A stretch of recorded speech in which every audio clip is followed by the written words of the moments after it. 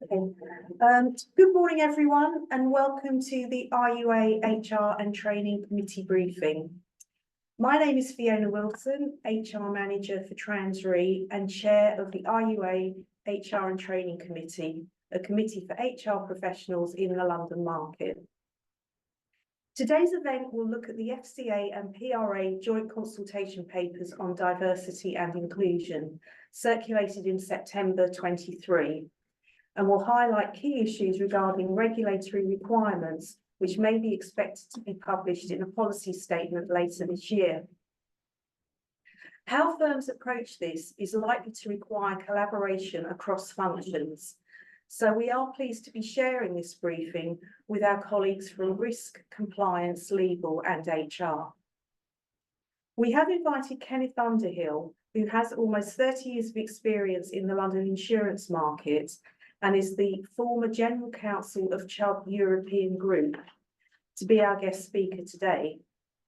Kenneth is also the Director and Founder of ICSR, who provide advisory and resourcing for clients across a range of areas, including governance, risk and compliance. Kenneth was recommended to us by one of our committee members who has previously worked with ICSR. So before I hand over to Kenneth, just a couple of housekeeping rules. If you could, those of you who are joining remotely, if you could mute your microphones, and just to let you know that we are recording this session. We're very happy to take questions. So if you can post these into the chat function and we'll look at those as we go through. But I'll now hand over to Kenneth for what I'm sure will be a very informative briefing. Thank you, Kenneth. Thank you. Good morning, everybody. 30 years, it sounds terrible. I don't feel that old. I'll take us straight into the agenda. I think there may be people who want to use this for CPD, so I'll give you some learning objectives, which I hope that at the end we will also meet. But we will look at and help everyone to understand what moving into this new regulatory environment will look like. And we hope that everybody will pick up some of the issues which everyone will need to consider as we move forward with all of these new initiatives from the PRA and FCA. So I think those are the two key learning objectives for today. Right, so why are we here? Well, if you don't know, then you're in a bit of trouble already, I think, because some of what we're going to be talking about is things that already exist and that are already in play. But just to give you a context about culture, so Glassdoor, many of you will have heard of it, probably have used it once or twice. It has 62 million visitors a month. So there's a lot of people when they're thinking about where they want to work, who go on to Glassdoor to find out what the culture of an organization is like. So even before you get to the question of compliance and regulatory requirements and all of those sort of things, culture is absolutely embedded in what people need to be doing now, and actually it's embedded in the way people look at a firm when they're thinking about joining the firm and what they want to do with their lives. So you know, you just need to recognise that some of this is just good practice. Some of it may go a little bit beyond good practice, and there may be some people who find this culturally challenging, but we'll come to that later. This all started in some level of seriousness in January 2020. We had the FCA starting to come with their conversations about lack of diversity and inclusion and non-financial misconduct. So see those as obstacles to creating an environment in which it's safe to speak up. But it's been, you know, this has been around a lot longer than that. And I think that the genesis of this has really started with conduct risk. Conduct risk, I think, came in probably the early noughties. It started to be mentioned more and more by the FCA. And conduct risk was focused for a lot of people on actually TCF as it was seen as an extension of treating customers fairly. It's not quite the way the FCA wanted it to be. They wanted to talk about the conduct within a firm, whether at governance or individual level, and how that played out in terms of the way that firms treated customers. They didn't get where they wanted to be. This is another go at it. This is an evolution, I guess, of conduct risk. But that's where it started. And so we look at, culture, we look at conduct, we look at diversity and inclusion. What you see here are statements from the FCA, PRA, what they're intending to do. You see culture, they instantly start at the level of governance. And that will be a theme throughout the discussion today. Conduct, they talk primarily about non-financial misconduct. And that will play out also in our discussion today. Those are two key themes. They relate, as we will see, directly to D&I in a way that the FCA and PRA have linked them. But what are we doing here? Well, the PRA and FCA, they're introducing new regulations and they're applying what have historically applied, not that historically, it's fairly recent, across company boards to entire firms. So it's an extension of what they're looking for. They want to get much deeper into businesses to make sure that people are doing what they should be doing. Key to this is that this is PRA and FCA acting together. Some often say that when that happens, there's trouble. And I guess that's probably true. They both consider that what has happened historically in terms of culture and the way firms have addressed their requests, their requirements, is good progress, but it's not enough. So we've gone 2021. We had a discussion paper. We had a policy statement in 2022. And then this year, we've also had the letter requesting information. And I think I'm going to touch on that quickly because, as we'll see later on, it wasn't an easy request. And I will explain why some of what they were asking could have caused significant issues around historical file reviews, how people were treated, how people who had failed to meet cultural expectations in terms of the way that they treated people through non-financial misconduct, including bullying, discrimination, harassment. Some of those have historically in this market been dealt with by way of an exit through an agreed exit, which may or may not have involved financial rewards being removed or withdrawn. And the FCA sees that as not being an honest approach. They want governance, they want firms to be making sure that those who have not acted appropriately are not rewarded. I don't want to use the word punished, but shouldn't be rewarded when they exit. And that is a key factor in the way that they want to see that the right controls are in place and the right message is getting to employees about what they should be doing. So when you were asked to look at your files and reduce the information, they were expecting you to go back and look at old cases where grievances have been upheld and people have been exited. So I don't think that was an easy request for information. Many firms found it quite difficult to achieve. And I think we saw recently that there was something like 40% or something had failed to actually respond. That's not going to go down too well with the PRA and the FCA. Weren't they mandatory though? They were, yeah. So what have we got?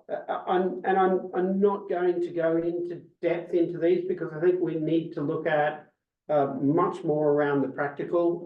I tend to be a bit of a practical person. We need to look at the practical implications. So we are going to have some new rules. What they're seeking to do is to have a new framework for D&I, and it's going to integrate non-financial misconduct of all types into the assessment and reporting requirements. This is CP 23 of 20. They're setting minimum standards for most firms. and there are going to be enhanced or additional standards for larger firms. The question of whether or not 250 employees is the right place to be setting some sort of proportionality is one that I think will be debated for some time. Does that really mean that they have the right levels? And if we look at a key piece around this, the FCA will constantly talk about the need for this to end up in the world of consumer needs, right? So they want to see one of the outcomes that should be achieved is better outcomes for customers. And that brings back, and we'll talk about it again a little bit later, it brings back that connection between conduct risk and product governance to the need to hit diversity and inclusion targets and have the right culture. It takes it straight into that world of product governance and consumer duty. What they're saying is they want this embedded across the business. So it's not something that the HR departments are going to be doing by themselves. It's something about how you get your employees to act and to think. And that's why it's a cultural change, because it is about how employees do that. So the embedding that we can see here is that they're going to focus on fitness and proprietary assessments, the conduct rules, and the suitability criteria for firms to operate in the financial sector. Now, two of those are specific areas, right? This is, are people fit and proper? Everybody has to comply with a certain level of conduct rules. I'm sure there isn't anybody on this call who hasn't seen those or been trained on them at some stage. It's compulsory. But the point I want to pick up here is about the threshold conditions. Because the threshold conditions are the conditions that a firm has to meet in order to be able to trade. So what they're saying is, we're going to require you to take certain steps in relation to individuals. We're going to require them to be subject to certain rules. But in the end, if you don't get to where we want you to be, then we will take a view that you are not meeting the threshold conditions. And the threshold conditions is if you don't meet those, then you are generally given a very short period of time to meet them, or they will take your license away. It's not quite comply or die, but that is the way it can be looked at. And I'm sure that there are those who have seen that. A key piece of this is about the reporting to the regulators, and I'll come back to that point, because once you start reporting on these sort of things, then they have very good tools these days. They use, I don't think they have them operating in this world, in this area yet, but for complaints and consumer duty information, they are very quickly able to identify those who are outliers. And guess what? If you're an outlier because you've got too many issues or too few issues, then they're going to be coming to talk to you. They are much smarter these days with the use of AI to identify issues and problems in firms by use of the data that they receive. So if your data has you as an outlier, then there is a very good likelihood that they will be coming to talk to you. Another key part of this is that they are driving this straight into the requirements for the risk management team and the risk framework to recognise D&I and culture as a non-financial risk. So this is going to drive changes to the way that the risk management team look at these issues. It will drive changes to the risk management framework. There will need to be risk assessments. There will need to be reporting to the board.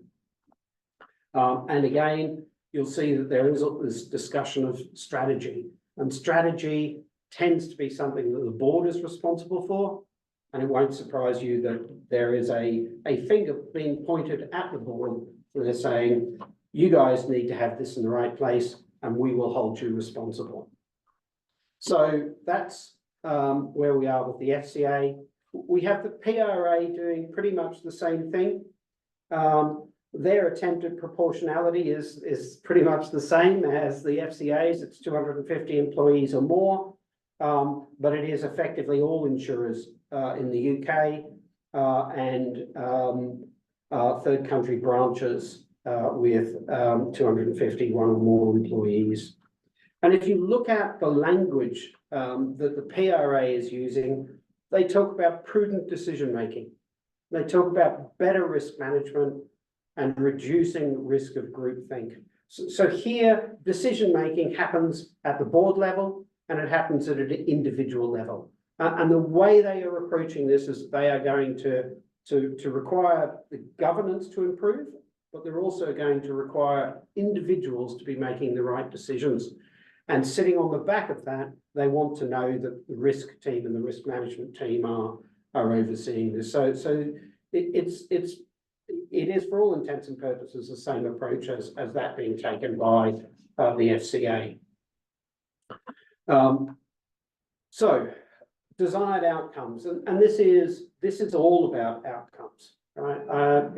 D&I, yes, D&I, you can put together management information and data and report on that. But it's actually, when it comes down to it, what they want to know is that data is evidencing the right outcomes. And that's why they've gone to look at, the data around grievances, complaints, how you're managing your people, how you're training your people, how you're developing your people, and how you're putting in place the right frameworks to ensure that people can speak up. So we start with governance again, board and senior management. We then talk about more inclusive and diverse firms. They're driving that outcome. They want firm-wide D&I strategy. So it's embedded in governance. It's board responsibility. And when you get to the inclusivity and diversity, they are driving that through the requirement for a strategy. And they want monitoring and on D&I. And of course, they want accountability. Now, with accountability at an individual level, you get empowerment. But when you get empowerment, you get responsibility and ownership. So there will be somebody in the firm who will be responsible for this. And that is a decision that will have to be made by every firm about who the senior management function holder should be, who is going to own this. It may be at firms that have CPOs that it would be the CPO. It may be another board director or somebody of some level of seniority. But the regulators won't tell you who it has to be, but you have to make that decision about who is going to own this. And I want to pick up here, I've already mentioned it a couple of times, the risk element of this.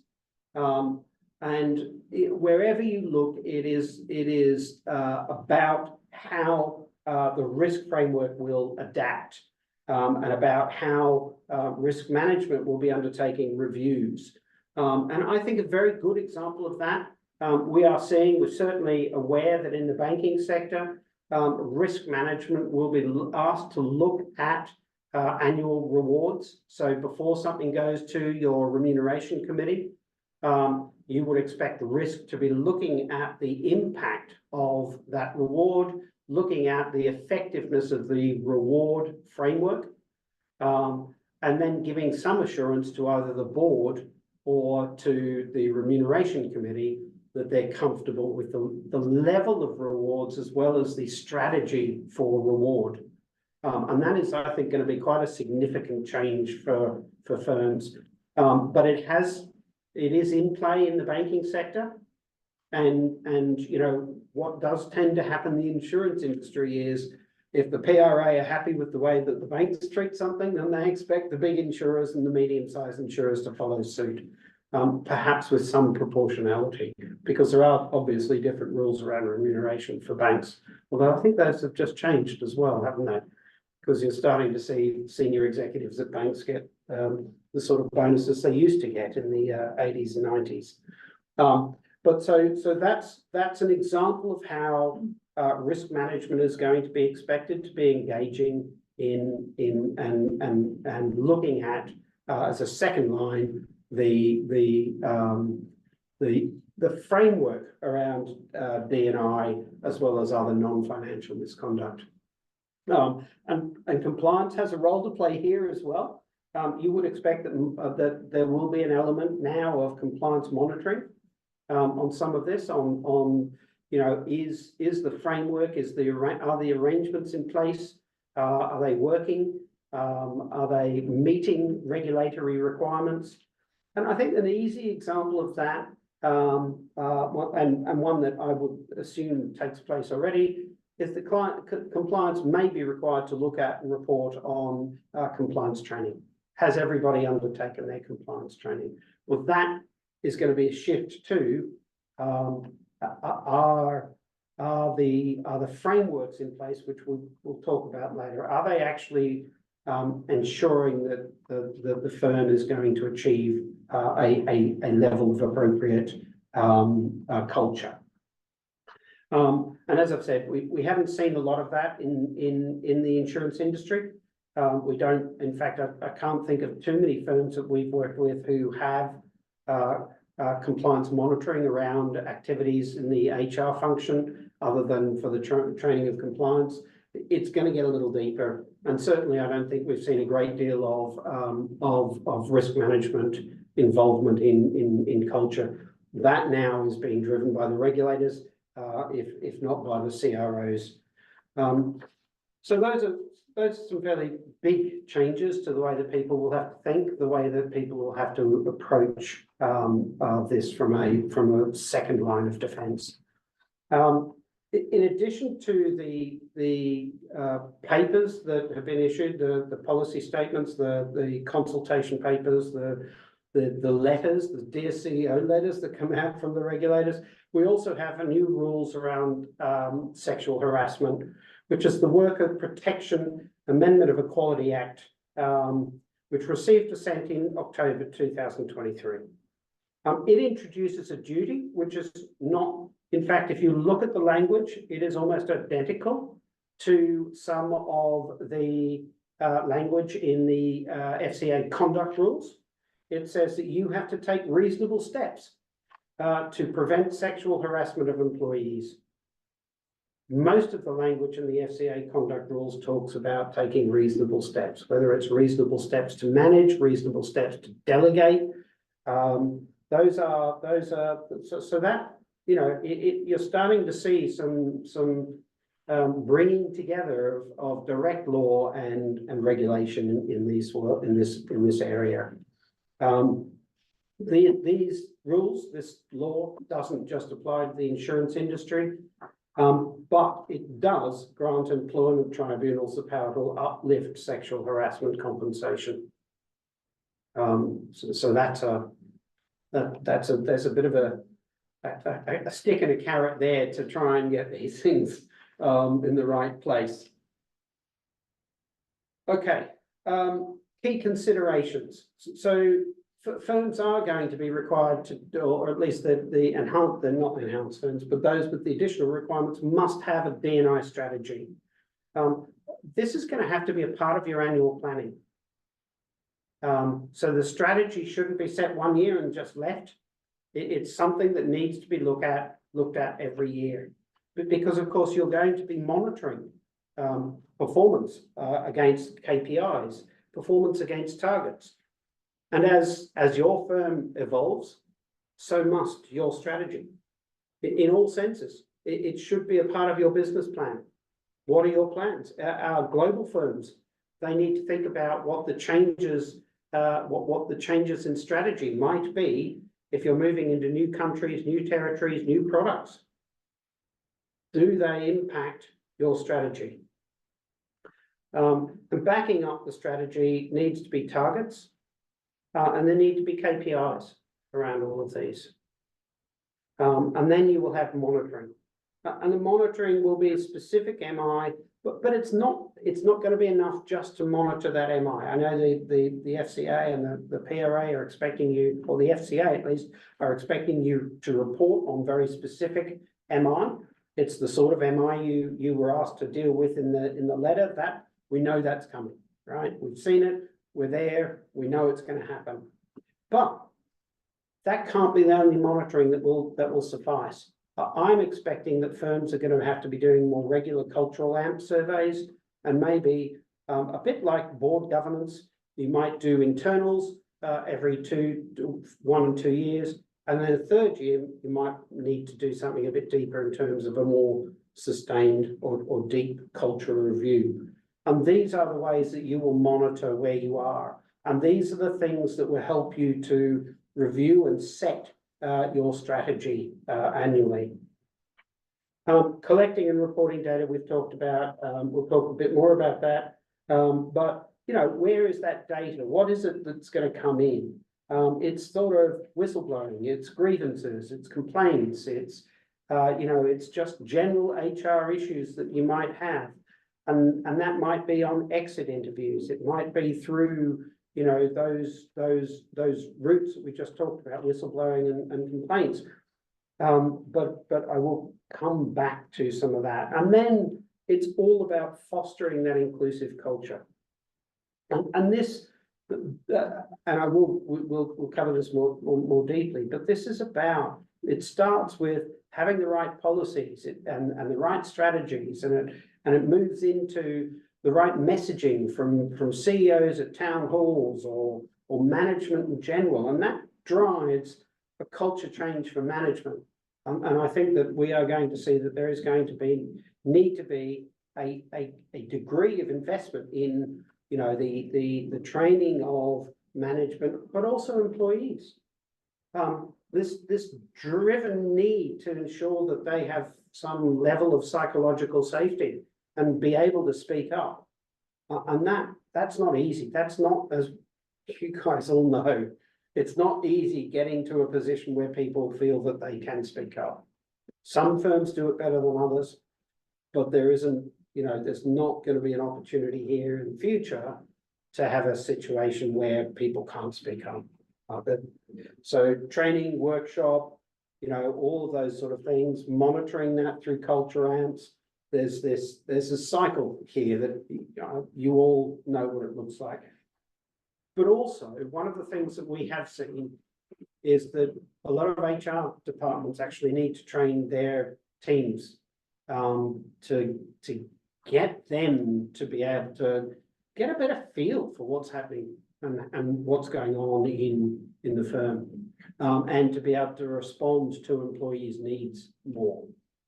So those are some of the key pieces there. I want to move on to the bigger picture, because we have talked about culture and we have talked about D&I and the connection between the two, and these 4 topics are the key areas around how you foster culture generally. And I've talked about town halls and messages and you know, management training to recognise and support employees.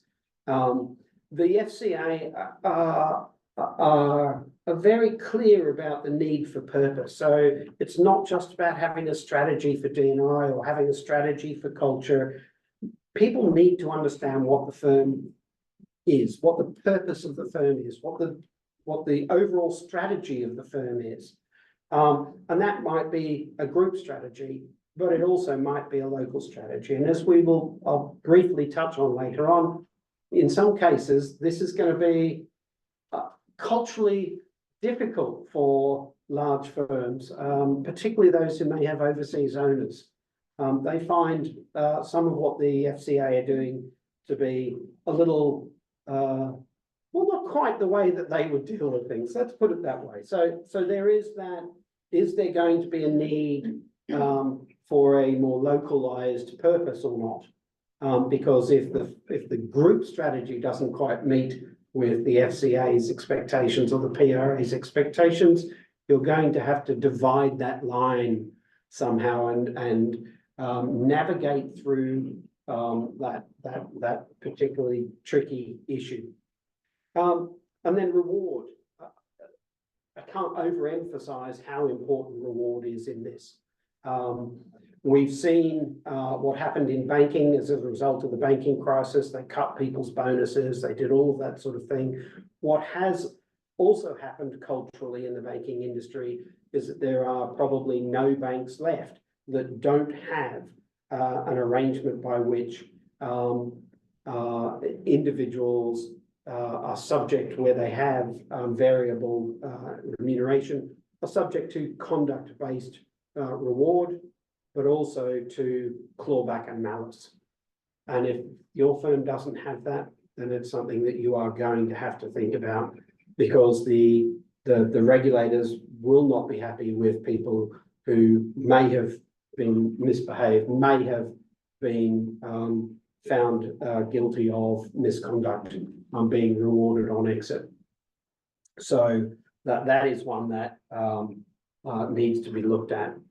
And then governance systems and controls. You never have a document coming out of the FCA or the PRA these days that doesn't talk about the need for any new legislation or regulations being driven from governance and having the appropriate systems and controls in place.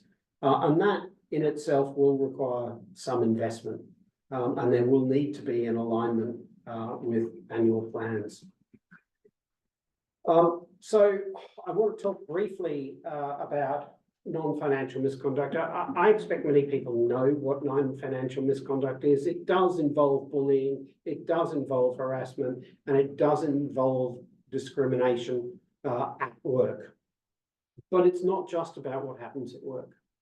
Non-financial misconduct can be things that happen outside of work. I've put some examples here.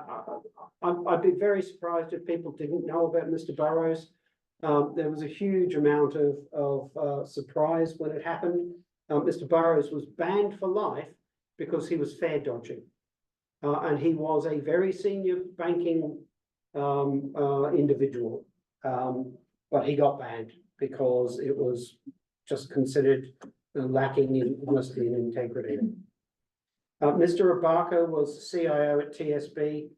Anybody from compliance and risk will know what happened at TSB, because it has driven what now is expected in the way of operational resilience and the new outsourcing requirements. He failed to make sure that when there was migration of data on TSB, that the proper controls were put in place to ensure that customers weren't impacted, and they were. He copped, as we would say in Australia, a fairly healthy fine. Mr. Staley, senior executive at Barclays, very senior executive, wrote to the regulators about his relationship with Jeffrey Epstein, and failed to, or made misleading statements. He didn't tell Barclays that they were misleading. He has failed to comply with the requirements of FCA and won't be seen back in the market either. Mr. King, this is one that I think often people find extraordinary, but Mr. King, as a financial advisor, basically stole his family's inheritance from his siblings, and he also won't be seen back in the market. And then something that isn't so financially focused was Mr. Jameson, who was convicted of some fairly extraordinary child sexual abuse offences and banned for life as well. He was only jailed for 5 years, which I find extraordinary because of what happened. But the fact is that it just indicates that you know, in the world of offence, if you are criminally convicted, it doesn't really matter whether it's a 30-year penal sentence that you receive or a lesser penal sentence. But if you are found guilty of a fairly serious offence, it's very likely that you won't be seen back in the market. So those are examples, and as I said, these are not necessarily all directly related to work. And they are things that firms need to recognise as falling within the ambit of what we are talking about here. And as I mentioned earlier, they can't be swept under the carpet. Firms that sweep these things under the carpet by doing deals on the exit of employees are going to find that is a firm that doesn't have the right culture. On that, I think culturally is going to be a bit of a change for firms themselves. So moving on, these are what I consider to be the key frameworks and control systems operating within a firm, which have an application to what we are talking about, whether it's D&I, whether it's non-financial misconduct. What you don't see here, I haven't mentioned it, you do see audit compliance, and there should be risk. It might be a risk committee, but on top of these frameworks, you would have them as second line of defense. So there's reporting cycles, which will form reports to the board or to the committees, or reporting or the risk committee as well. As I said, I didn't include it, and reporting cycles to the regulators. And each of these has a piece to play in this. Training, development, whether it's SMCR, whether it's generally in relation to compliance requirements, whether it's about psychological safety, conduct and behaviour, it's key, right? You've got to ensure that people are getting the right training. You've got to ensure that you have the right MI about that training. And you need to make sure that training is well and truly up to date. HR issues, grievances, complaints, whistleblowing, employee life cycle, all of these are a key part of the framework of how you drive the appropriate culture. And I put management and leadership in there because, for the reasons we mentioned, it's critical that where management are making decisions about how to exit people, that they understand what their responsibilities are.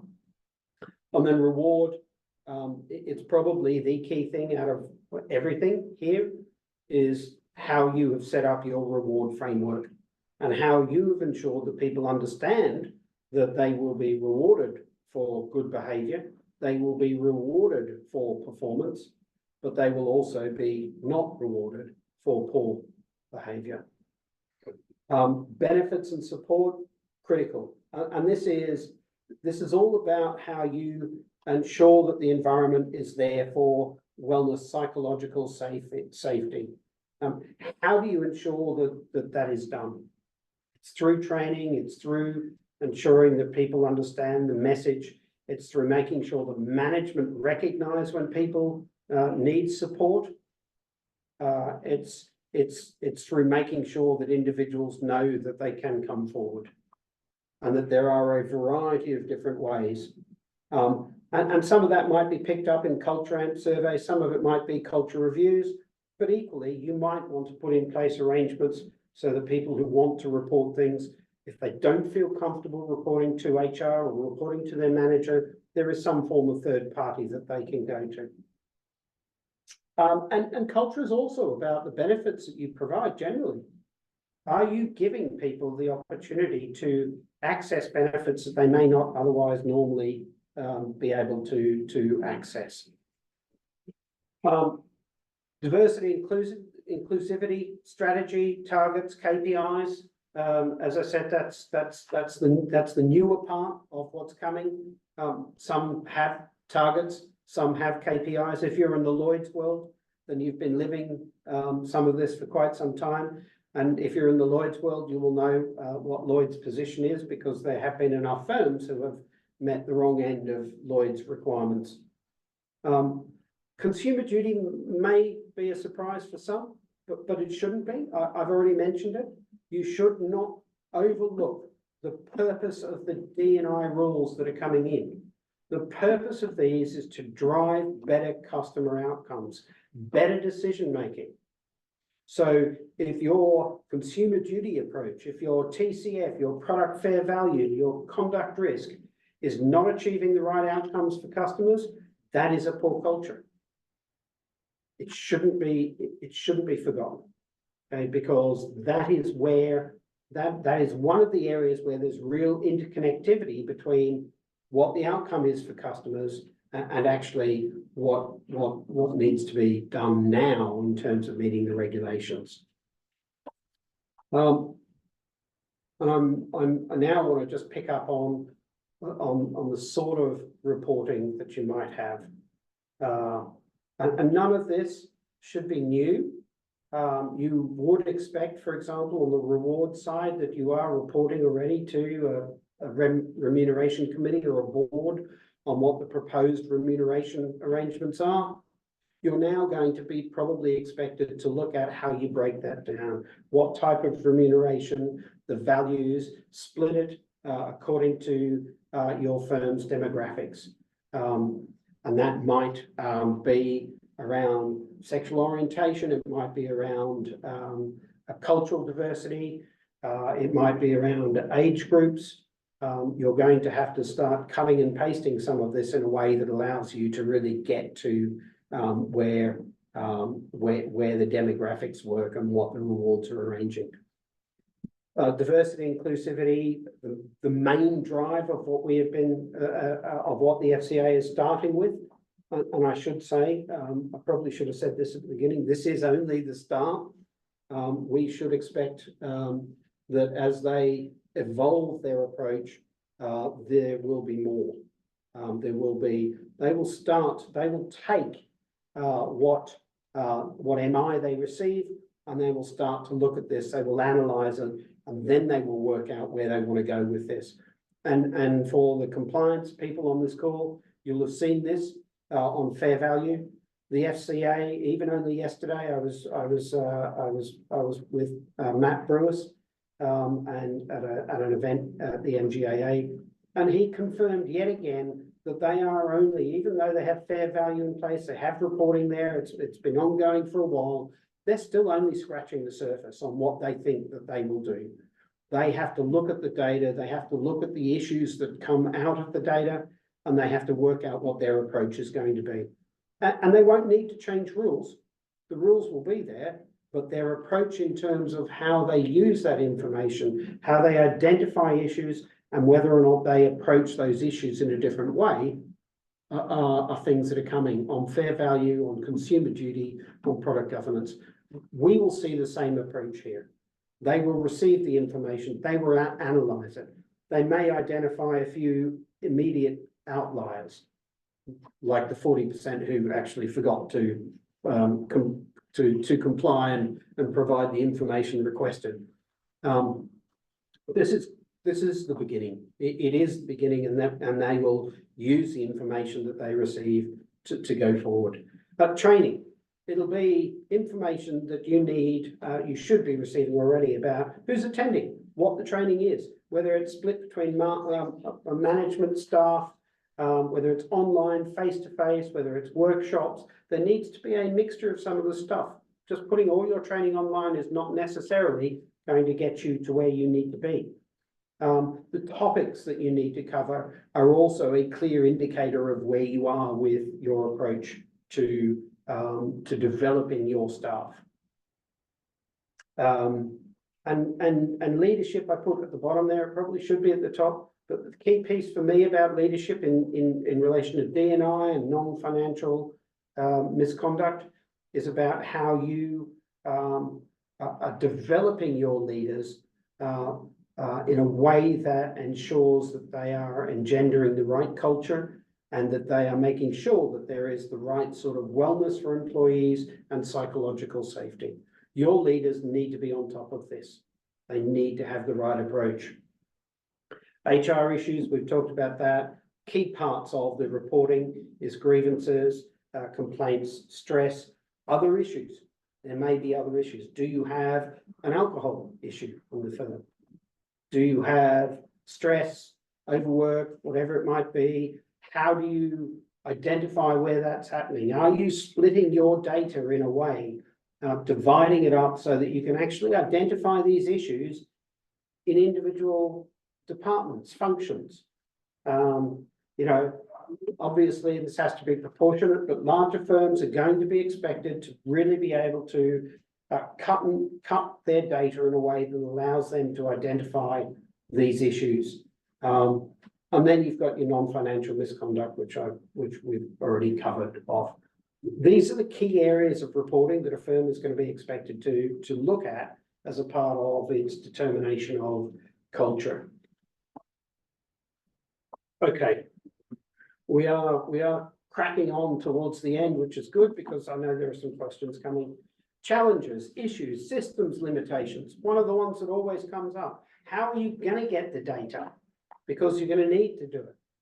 Employee trust. How are you going to get people to answer culture apps, surveys, and the like? How are you going to get them to come forward?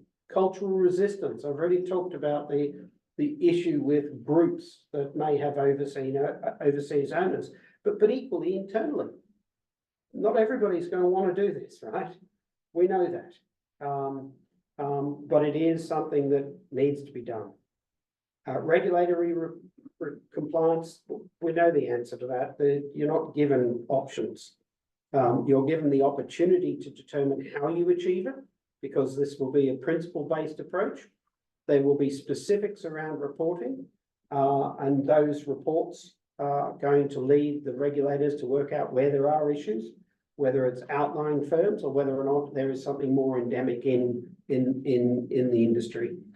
And then reputational concerns. I'm going to take you back to Glassdoor. It's as simple as that. The firms that get this right are going to be the firms that are able to bring in good people. They're going to develop those people, and they're going to keep those people. And that investment makes a massive difference. If you can invest in your people, probably, preaching to the converted on all of this, but it does make sense. In conclusion, the rules exist. I mean, yes, there are going to be new rules around reporting, but generally the rules that they need to rely on in relation to D&I, in relation to non-financial misconduct, they all exist. It's called the conduct rules. And if you fail to hit those, then you're failing to meet their expectations and their rules. The election may have delayed this, but I can't see a Labor Party or anybody else not bringing these requirements in. The FCA and PRA are complementary. If you fall foul of one, you are likely to fall foul of the other. As I've mentioned, principles-based. It will be principles-based. You're going to be given a set of principles. You'll be given some specifics around what you have to do to report, but it is principles-based, and it's up to you to work out how you achieve those principles. And I know for HR, that can often be quite a difficult thing to do with senior management because it's investment. And that takes you to cultural challenges, cultural resistance, and data collection. It's hard to achieve those without investment. And then finally, this does matter. It matters because it's about how you bring in new people, how you attract them, how you keep them, and also it matters because the regulators want it to happen. So that's it. That's all I have to say, I think. Yes, it is.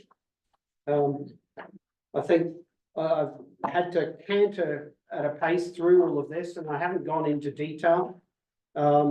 We have spent a lot of time helping firms who have been the subject of culture reviews and built new frameworks around ensuring that they're meeting expectations of regulators, Lloyd's or the FCA. Seen lots of what can go wrong. And I would not want that on anybody, because once they start scratching the surface, they tend to dig deep, and that can be very expensive. Okay, so I don't know how questions are going to work. If we stop sharing your screen. If we stop sharing my screen, You should be able to see the questions. okay. Oh, gosh, we have, nothing in the Q&A box at the moment. So Has anybody got any questions? Is there anybody out there? I think the one in the chat is something from earlier, so we might. I think Well, that's all right. Let's have a look. Yeah, that's fine, that's Okay. certainly fine, so we've just got the Q&A function there for any questions that might want to come in. I have a quick question for you, Yes. while the, Good. if that's okay, Fiona.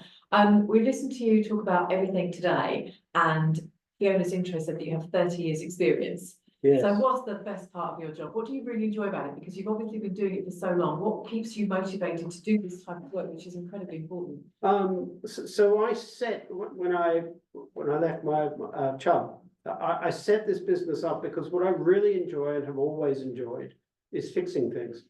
And that's, you know, whether it's, last year we set up an entirely new insurance company because a client had an issue and they needed it fixed.